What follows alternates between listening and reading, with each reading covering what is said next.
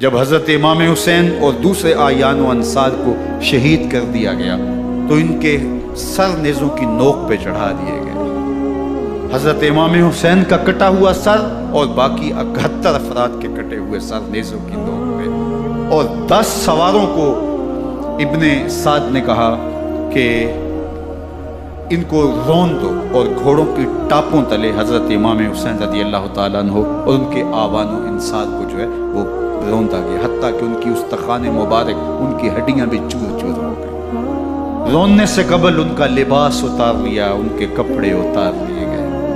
اللہ اکبر، کیسی دردناک گھڑیاں تھیں۔ یزید کا صرف یہی بد کرداری کا مرحلہ نہیں تھا، اس کربلا کے صحرا کے اندر یزید نے جس طرح امام حسین رضی اللہ تعالیٰ عنہ کو شہید کیا اور حضرت امام حسین کے خاندان کو شہید کیا، جب مدینہ المنورہ پر یزید نے مسلم بن عقبہ کو مقرر کیا، جس کو بزرگوں نے مصرف بن عقبہ کہا ہے، تو اس کو کہا 3 دن تک مدینے کا حرم تمہارے لیے حلال ہوگا، جو چاہو تم کرنا، اور شامی فوجوں کو اجازت ہوگی۔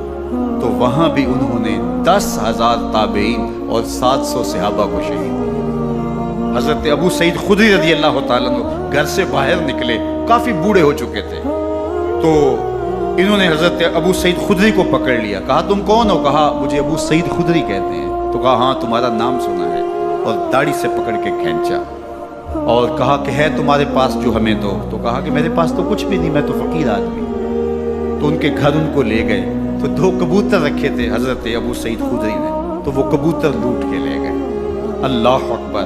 حضرت ابن سنان رضی اللہ تعالیٰ عنہ کو، جو حضور کے علم بردار تھے فتح مکہ کے دن، ان کو ستو پہلے پلائے اور پھر ان کی گردن کاٹی گئی اور کہا یہ ہے وہ ستو جو تم زندگی میں آخری بار پیو گے۔ ایک گھر میں داخل ہوئی شامی فوج، تو ایک خاتون کے ابھی بچہ پیدا ہوا تھا، اور قابلہ نے، دائیا نے وہ بچہ ماں کی چھاتی پہ لٹایا، اور وہ ماں کا پہلا دودھ پی رہا تھا۔ تو یہ جا کے کہنے لگے نکالو تمہارے پاس جو کچھ ہے۔ تو اس خاتون نے کہا تم جانتے ہو یہ بچہ کون ہے؟ انہوں نے کہا ہم نہیں جانتے۔ کہا یہ حضرت ابن ابی کبشہ انماری رضی اللہ تعالیٰ عنہ کا بچہ ہے، اور یہ وہ صحابی ہیں کہ جو بیت الشجرہ کے موقع پہ حضور کے ہاتھ پہ بیعت کرتے ہیں۔ انہوں نے اس چیز کا لحاظ نہ کیا، کہا جو کچھ ہے وہ ہمیں دو، ورنہ تیرے بچے کے نہیں چھوڑیں گے۔ تو ماں بچے سے مخاطب ہو کے کہتی ہے، ابھی بچہ پیدا ہوا ہے اور ماں سے پہلا دودھ پی رہے ہیں، کہ بیٹے اگر میرے پاس کچھ ہوتا، وہ قیمتی سے قیمتی چیز بھی ہوتی، تیری جان کے لیے قربان کرتی، لیکن اس وقت میرے پاس کچھ ہے نہیں۔ تو ایک شکی آگے بڑھا اور بچے کو ایک ٹانگ سے پکڑ کے کھینچ کے دیوار کے ساتھ پٹک کے مارا، جس سے دماغ کا بھیجا نکل گیا۔ کیا کیا زیادتیاں نہیں کی۔ 700 صحابہ حرہ کے واقعہ میں شہید کیے یزید نے، اور 10,000 تابعین شہید کیے۔ مسجد نبوی میں ممبر رسول کے ساتھ گھوڑے باندھے، اور وہ ممبر رسول اور مصلی رسول کے قریب لید کرتے رہے۔ حضرت سعید بن المسیب فرماتے ہیں میں نابینا تھا اور حضور کے روضہ انور کے پاس بیٹھا تھا، اور یزید کے سپاہی آتے، جو بھی مسجد میں نظر آتا پکڑ کے لے جاتے، مجھے نابینا سمجھ کے چھوڑ دیتے، لیکن میں پریشان تھا کہ ظہر کا وقت ہوگا، عصر کا وقت ہوگا، مغرب عشاء کا وقت ہوگا، نہ اذان نہ اقامت نہ جماعت، تو کیسے مجھے پتہ چلے گا کہ نماز کا وقت ہو گیا، اور کیسی میری نمازوں کا کیا بنے گا؟ میں اس فکر میں بیٹھا تھا۔ لم ازل اسمع الاذان والاقامت من قبر رسول اللہ صلی اللہ علیہ وآلہ وسلم۔ فرماتے ہیں جب بھی پھر نماز کا وقت آیا، گنبد خضرا سے اذان کی بھی آواز آئی، اقامت کی بھی آواز۔ 3 دن تک مسجد نبوی کے اندر گھوڑے بندے رہے، اور مدینہ کی حرمت پامال کی۔ مدینہ کے گھروں کے اندر یہ بد کماش داخل ہوئے، اور جو بدکاریاں انہوں نے کی، کلیجہ منہ کو آتا ہے۔ 1002 شیزائیں ان بدکاروں کی بدکاریوں کی وجہ سے کواری حالت کے اندر حاملہ ہوئی۔ 3 دن تک مدینے کا حرم انہوں نے پامال کیا، اور پھر مکہ المکرمہ میں کعبۃ اللہ پر گولے برسائے، اور کعبہ کا غلاف جل گیا۔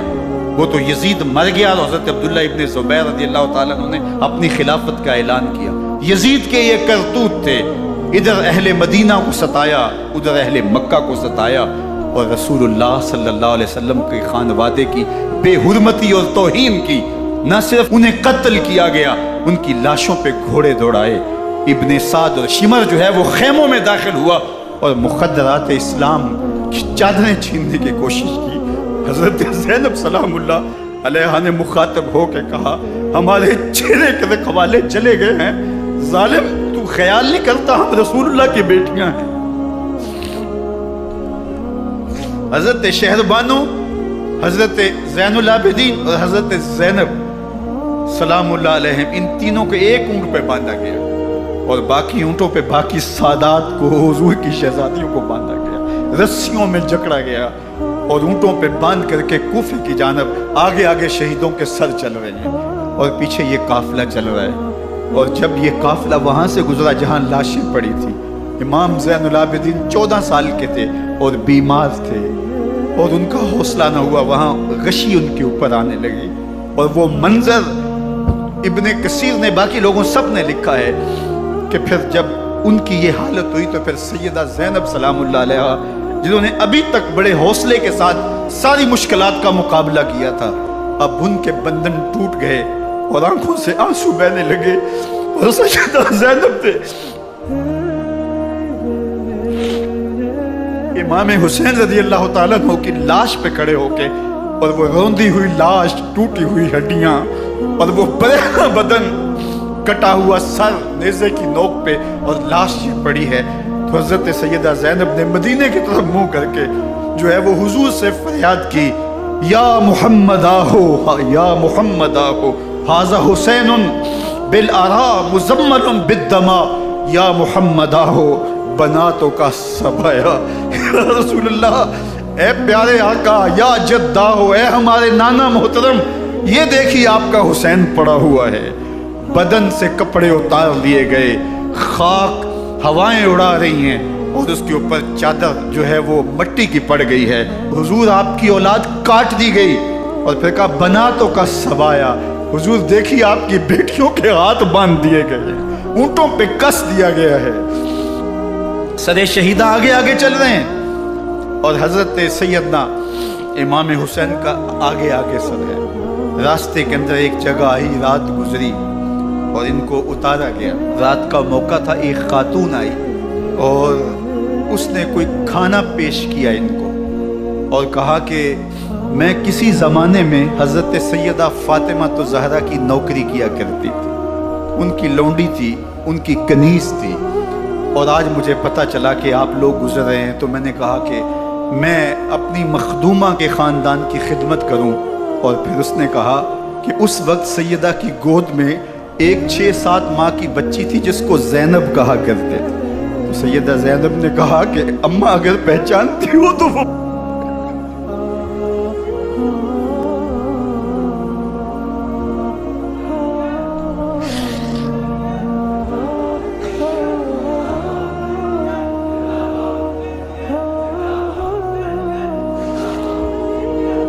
یہ تاراج اور لٹا ہوا کارواں پھر وہاں سے کوفے میں کیسے پہنچا. اور کوفے کے اندر سیدہ زینب سلام اللہ علیہ نے وہ یزید کے دربار میں، ابن زیاد کے دربار میں وہ جرأت آمیز جو باتیں کہیں، اللہ اکبر، زینب کی زبان میں علی کی خطابت بول رہی تھی. اور پھر دشمن اور دوست سارے رونے لگے اور وہ کیا دل گداز منظر تھے. اور پھر یہ سروں کا قافلہ اور سادات کرام کا مشکیں کسی ہوئی ہیں اور اونٹوں پہ باندھے ہوئے، ان کو وہاں سے پھر قادسیہ اور قادسیہ سے پھر دمشق یزید کے دربار میں پہنچایا گیا. اور وہاں سے یہ لٹے ہوئے خانمہ برباد تاراج لوگ مدینہ المنورہ میں کیسے پہنچے اور اہل مدینہ نے کیسے استقبال کیا. اور وہ منظر کتنا دلگداز تھا جب اہل مدینہ زینب سے پوچھتے تھے زینب حسین کہاں ہے.